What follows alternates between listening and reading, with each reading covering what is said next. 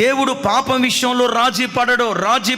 ఇప్పుడు సైతాన్ గాడు ఉన్నాడు, సైతాన్ గా నేను ఆదివారం చర్చికి వెళ్తా, అలాగే సోమవారం ఐమాక్స్ థియేటర్ కూడా వస్తా, నీకు ఇష్టమేనా అంటే చర్చికి వెళ్ళి ఆడి దగ్గరికి వస్తే మై బెలవ్డ్ సన్ అంటాడు. ఇప్పుడు దేవుడి దగ్గరికి వెళ్ళి అయ్యా ఆదివారం చర్చికి వెళ్తా, బుధవారం బైబిల్ స్టడీకి వస్తా, శనివారం ఉపవాస ప్రార్థన కూడా వస్తా, నా రాబడి అంతట్లో ప్రతి నెల నేను మీకు దశంభాగం ఇస్తా, అవసరమైతే 20% మీకు ఇస్తా. అట్ దట్ సేమ్ టైం ఆదివారం ఒక్కరోజు సాయంత్రం ఐమాక్స్ థియేటర్కి వెళ్తానయ్యా కాస్త రిలాక్స్ కోసం, లేకపోతే వీకెండ్స్ లో అప్పుడప్పుడు నెలకోసారి పబ్ క్లబ్, నెలలో 29 రోజులు నీ కొరకు బ్రతుకుతానయ్యా, ఒక్కరోజు మాత్రం కాస్త రిలాక్స్ కోసం అట్లా ఇల్లు వస్తానయ్య అంటే దేవుడు చూసి వెల్ డన్ మై సన్ అన్నాడు.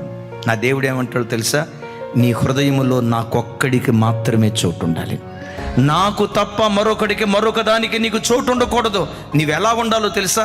ఒక్కడే పురుషునికి ప్రదానం చేయబడిన పవిత్రురాలైన కన్యకగా యేసుకు మాత్రమే నువ్వు సొంతం కావాలి.